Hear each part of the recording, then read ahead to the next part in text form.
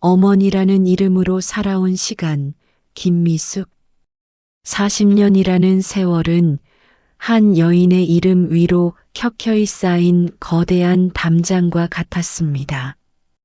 그 담장 안에서 그녀는 스스로를 잊은 채 누군가의 아내로, 누군가의 엄마로 존재했습니다.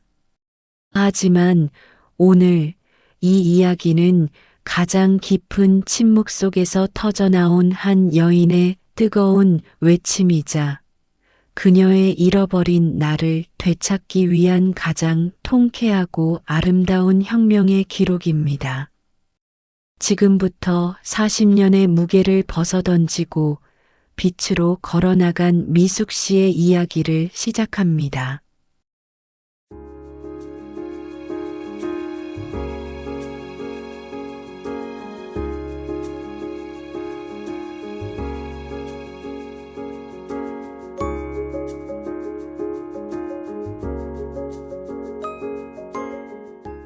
미숙의 결심은 단 한순간의 폭발이 아니었습니다. 그것은 오랜 세월 동안 낡은 댐에 스며든 물처럼 서서히 그러나 확실하게 균열을 만들어 왔습니다. 결정적인 순간은 평범한 아침 식사 테이블에서 일어났습니다. 준호는 신문을 읽으며 미숙이 차려준 된장찌개를 맛보더니 이거 왜 이렇게 싱거워? 당신 나이가 몇인데 아직도 간을 못 맞춰 라고 소리쳤습니다. 미숙은 그 순간 숟가락을 내려놓았습니다. 수십 년간 쉴 새 없이 움직였던 그녀의 손과 정성껏 끓여낸 찌개가 그에게는 고작 간을 못 맞춘 실패작에 불과했습니다. 그녀는 대답 대신 고개를 들고 창밖을 응시했습니다. 창밖에는 그녀가 정성껏 심어 가꾼 40년 된 소나무가 서 있었습니다. 그 소나무가 자라는 동안 그녀의 영혼은 시들어가고 있었습니다. 그날 오후 미숙은 생전 처음으로 자유라는 단어를 검색했습니다. 그리고 곧바로 황혼 이혼, 재산 분할, 여성 전문 변호사라는 단어를 조심스럽게 입력했습니다. 손가락이 떨렸지만 더 이상 주저하지 않았습니다. 그녀의 오랜 친구이자 유일한 위안이었던 숙자에게 이 사실을 털어놓았을 때 숙자는 울면서 그녀의 손을 잡아주었습니다. 미숙아, 내가 드디어 내 인생을 살기로 했구나. 장하다. 그 말 한마디가 40년의 고독을 보상하는 듯 했습니다. 미숙은 숙자의 도움으로 베테랑 이혼 전문 변호사 이혜진을 만났습니다. 이혜진 변호사는 미숙의 이야기를 들으며 고개를 끄덕였습니다. 어머님의 삶은 노동이었어요. 무형의 가치를 유형의 재산으로 되찾아 드릴 겁니다. 주저하실 필요 없어요. 지금 어머님이 내리는 결정은 복수가 아니라 정당한 권리 행사입니다. 미숙은 변호사의 조언에 따라 치밀하게 준비를 시작했습니다. 준호 몰래 결혼 기간 동안의 모든 은행 거래 내역, 부동산 등기부 등본, 주식 계좌 정보 등을 확보했습니다. 준호는 모든 재산 관리를 자신이 해왔기에 미숙이 이런 서류들을 모으고 있으리라고는 상상조차 하지 못했을 것입니다. 그녀가 발견한 것은 놀라웠습니다. 그녀의 이름으로 된 자산은 거의 없었고 준호는 자신의 노후 자금이라며 상당 부분을 숨겨두고 있었습니다. 40년의 희생이 담보되지 않은 남편의 이기적인 재산 관리를 보며 미숙의 분노는 비로소 이성적인 투지로 변했습니다. 그녀는 더 이상 슬퍼하거나 좌절하지 않았습니다. 대신 그녀는 낡은 담장을 허물고 자신만의 성을 짓기 위한 설계도를 그리고 있었습니다. 그녀의 손은 이제 찌개간을 맞추는 대신 그녀의 미래를 재편하는 중요한 서류들을 정리하는 데 쓰이고 있었습니다. 이혼 서류를 정식으로 접수한 후 미숙은 가족을 모두 불렀습니다.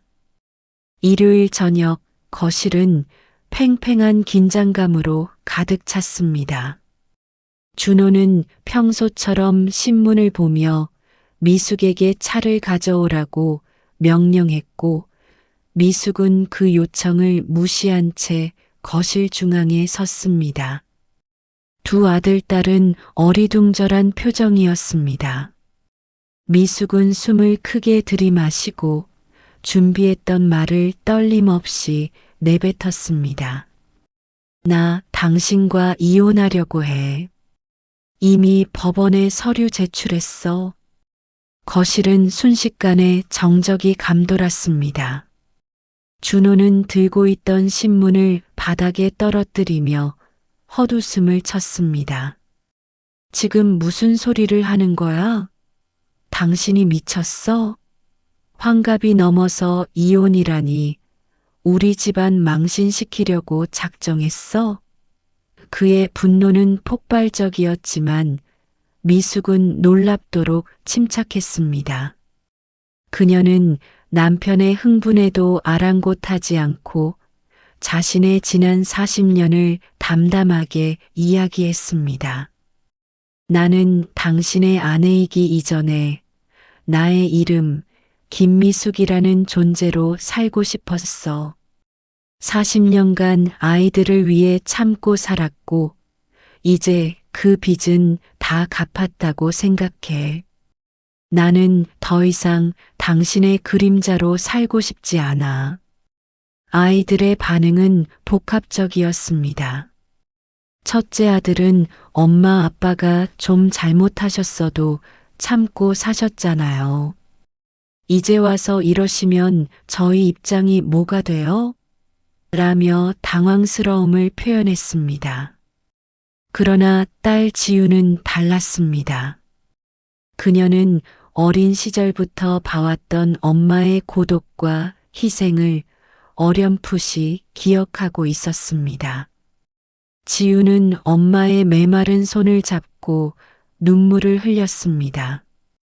엄마, 힘들었지? 미안해. 저희 때문에 참고 사신 거 다 알아요. 엄마 인생 사세요. 저희는 엄마 편이에요. 지훈의 말은 아들의 이기적인 반응에 가려져 있던 미숙의 마음을 어루만져 주었습니다.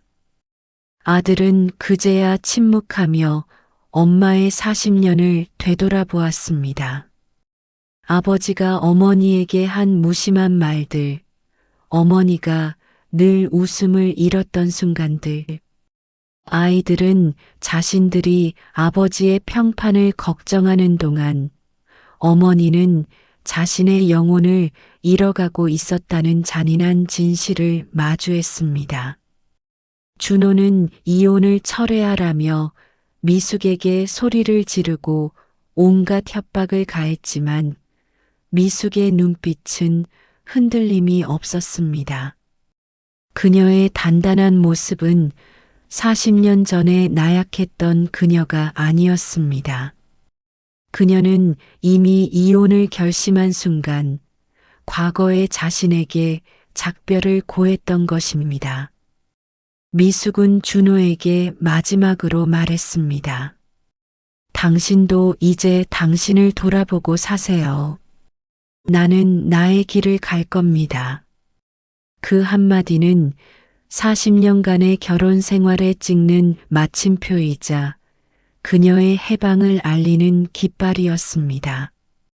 이혼 소송은 예상대로 진흙탕 싸움이었습니다.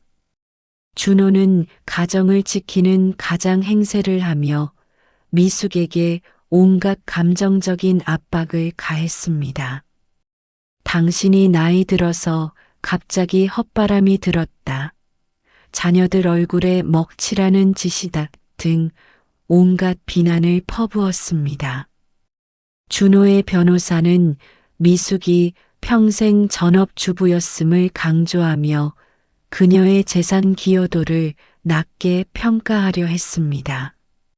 그러나 미숙에게는 든든한 방패이자 날카로운 검인 이혜진 변호사가 있었습니다. 이혜진 변호사는 미숙의 40년 세월을 단순한 가사 노동이 아닌 무형의 자산 형성 기여로 치밀하게 입증해 나갔습니다. 의뢰인은 40년간 무보수로 남편의 사회활동을 뒷받침했고 두 자녀를 훌륭한 인재로 키워냈습니다. 이는 남편이 외부에서 재산을 형성할 수 있는 가장 근본적인 토대를 제공한 것입니다. 이 40년의 노동에 대한 정당한 보상은 재산의 절반입니다. 미숙이 잊고 살았던, 아니, 사회적으로 평가받지 못했던 그녀의 희생과 헌신이 법정에서 처음으로 정당한 가치를 인정받는 순간이었습니다. 준호는 미숙이 재산에 욕심이 없던 과거의 아내일 것이라 오판했습니다. 그러나 미숙은 40년간의 억울함을 모두 담아 침착하게 증거를 제시했습니다. 그녀가 모아둔 서류, 결혼 초창기부터의 가계부 기록, 그리고 시어머니 병간호에 대한 증언 등 그녀의 꼼꼼함은 재판을 미숙에게 유리하게 이끌었습니다. 결국 법원은 준호의 주장과는 달리 미숙의 기여도를 50%로 인정하고 거액의 위자료와 함께 공동재산의 절반을 미숙에게 분할하라는 판결을 내렸습니다. 특히 준호가 평생을 고집했던 대저택은 처분하여 미숙에게 정당한 몫이 돌아가게 되었습니다. 법정 복도를 걸어 나오면서 미숙은 승소의 기쁨보다는 해방감에 휩싸였습니다. 이것이 그녀의 복수의 첫 번째 단계였습니다. 더 이상 무시당하지 않는 자신의 노동에 대한 합당한 대가를 받아낸 것입니다.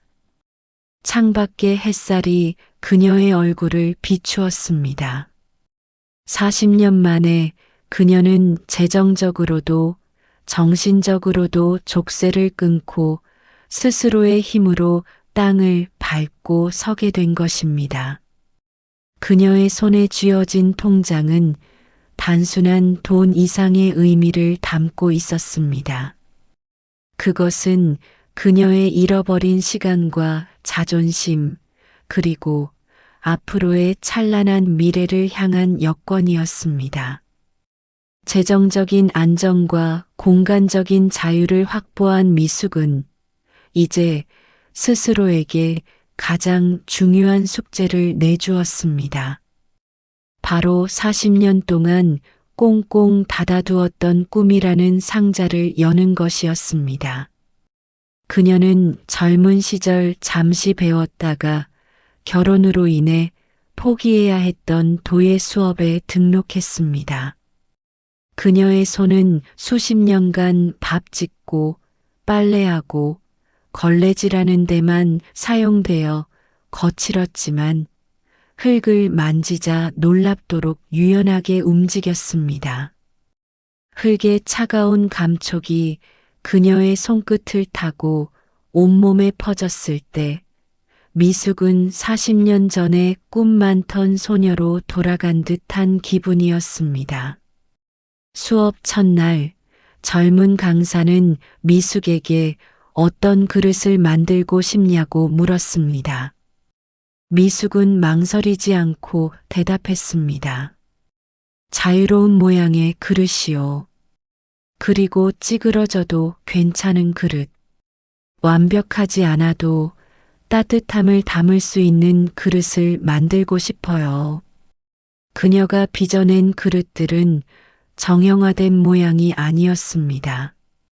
때로는 한쪽 면이 기울어져 있고 때로는 투박한 손자국이 그대로 남아 있었지만 그 안에는 미숙의 40년 세월과 새로 태어난 용기가 고스란히 담겨 있었습니다.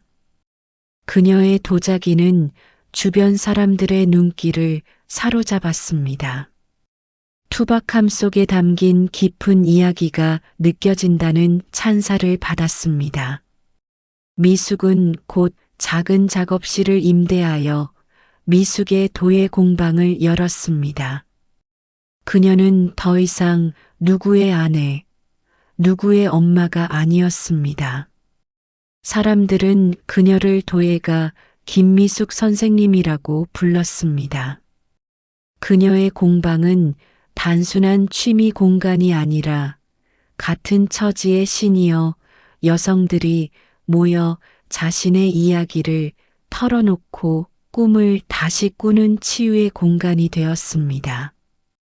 가장 큰 만족감은 돈에서 오는 것이 아니었습니다. 그녀가 만든 그릇이 누군가의 식탁 위에서 소중하게 쓰이는 모습을 볼 때였습니다. 공방을 찾아온 젊은 손님은 미숙에게 선생님의 그릇은 따뜻한 이야기 같아요.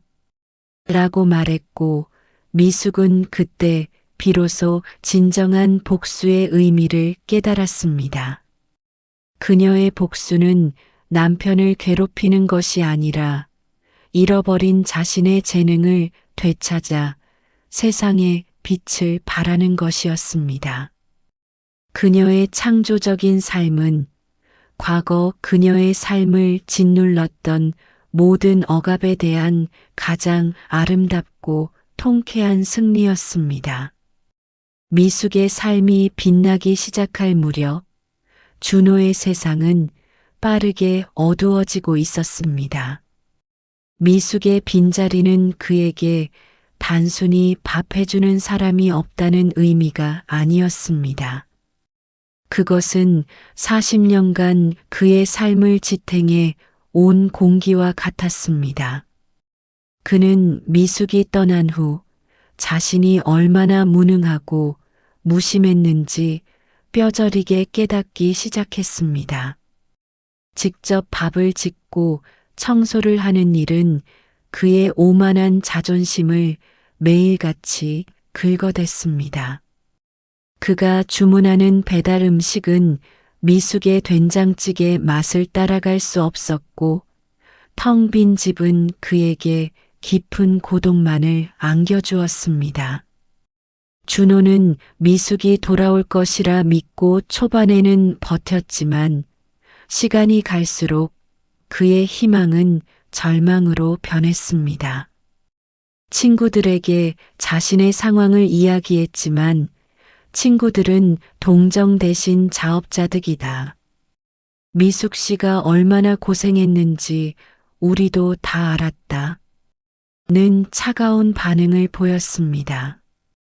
오히려 사람들은 미숙의 용기와 새로운 도전을 칭찬했고 그녀가 도예 공방을 열어 행복하게 살고 있다는 소식에 박수를 보냈습니다. 준호는 이제 주변 사람들로부터 아내에게 버려진 불쌍한 남자로 낙인 찍히기 시작했습니다. 그의 사회적 지위와 명예는 미숙의 그림자 위에서 쌓아 올린 누각이었는데 그림자가 사라지자 누각 전체가 무너져 내린 것입니다. 가장 큰 변화는 자녀들에게서 왔습니다. 그들은 어머니의 새로운 삶을 보며 아버지에게 실망감을 느꼈습니다. 아이들은 미숙의 공방에 찾아가 그녀의 작품을 자랑스러워했고 아버지에게는 최소한의 안부 전화만 할 뿐이었습니다. 미숙의 행복은 아이들이 아버지에게서 완전히 등을 돌리게 만든 결정적인 계기가 되었습니다. 어느 날 준호는 용기를 내어 미숙에게 전화를 걸었습니다. 목소리는 힘이 없고 지쳐 있었습니다. 미숙아, 나 집안일이 너무 힘들어. 당신이 해준 밥이 먹고 싶다. 잠깐이라도 집에 와서 도와줄 수 없겠나? 40년간 단 한 번도 미숙을 존중하지 않았던 남편의 비굴한 목소리였습니다. 미숙은 잠시 침묵했습니다. 과거라면 주저앉아 울었겠지만 이제 그녀는 단단해져 있었습니다. 그녀는 차분하고 단호한 목소리로 대답했습니다. 준호 씨, 저는 이제 당신의 가사 도우미가 아닙니다. 제가 만드는 도자기가 기다리고 있어요. 힘드시겠지만 이제 스스로 감당하셔야죠. 끊겠습니다. 그녀가 전화를 끊었을 때 그녀의 마음속에는 증오가 아닌 오랜 짐을 내려놓은 듯한 해방감만이 남아 있었습니다. 그녀의 통쾌한 복수는 남편의 고통이 아니라 그녀의 단단한 자립 그 자체였습니다. 세월이 흘러 미숙은 어느덧 칠순을 바라보고 있었습니다. 미숙의 도예 공방은 이제 지역의 명소가 되었고 그녀는 젊은이들에게 영감을 주는 액티브 시니어의 상징이 되었습니다. 그녀는 매년 자신의 이름으로 작은 전시회를 열고 번 돈으로는 매년 혼자 배낭여행을 떠나고 있었습니다. 아이들은 이제 그녀의 삶을 존경하고 때로는 그녀의 여행 이야기에 귀를 기울였습니다. 어느 맑은 가을날 미숙은 공방의 창가에 앉아 새로 만든 찻잔에 따뜻한 차를 따랐습니다. 찻잔은 이전처럼 완벽하게 대칭을 이루지는 않았지만 따뜻하고 안정감이 느껴졌습니다. 그녀는 문득 40년 전의 자신을 생각했습니다. 그때의 그녀는 불행했지만 그것이 자신의 전부인 줄 알았습니다. 참고 견디는 것이 미덕이라고 배웠고 희생만이 어머니의 숙명이라고 믿었습니다. 그러나 황혼 이혼은 그녀에게 그 모든 믿음이 거짓이었음을 깨닫게 해주었습니다. 그녀의 통쾌한 복수는 결국 무엇이었을까요? 그것은 남편에게 고통을 주는 것이 아니라 자신에게 기쁨을 주는 것이었습니다. 잃어버린 자신의 시간과 재능, 그리고 자존감을 되찾아와 세상에서 가장 아름다운 방식으로 꽃 피우는 것이었습니다. 그녀는 더 이상 누군가의 그림자가 아닌 햇살 아래 우뚝 선 한 그루의 소나무처럼 단단하고 아름다웠습니다. 그녀의 삶은 길기만 한 것이 아니라 이제 진정으로 충만했습니다. 미숙은 찻잔을 들고 창밖을 바라보았습니다. 그녀의 눈빛은 생기가 넘쳤고 그 속에는 잃어버렸던 젊은 날의 꿈과 스스로 쟁취한 평화가 가득 담겨 있었습니다. 그녀는 스스로에게 속삭였습니다. 미숙아, 잘했다. 너의 인생은 지금이 가장 아름답다. 그녀의 황혼은 어둠이 아닌 그녀 자신만의 빛으로 찬란하게 물들고 있었습니다. 그녀의 이름 김미숙은 이제 누군가의 아내가 아닌 자유롭고 당당하며 행복한 한 인간의 이름으로 영원히 빛날 것입니다. 이 이야기는 단순히 이혼에 관한 기록이 아닙니다. 이 이야기는 40년의 침묵 끝에 자신의 목소리를 되찾고 세상의 시선이 아닌 자신의 행복을 선택한 모든 여성들에게 바치는 찬가입니다. 당신의 이름 석자가 가장 빛나는 계절의 이름이 되기를. 황혼은 저물어가는 시간이 아니라 비로소 나 자신으로 다시 태어나는 새벽입니다. 이 이야기가 용기가 필요한 누군가에게 따뜻한 불빛이 되기를 간절히 바랍니다.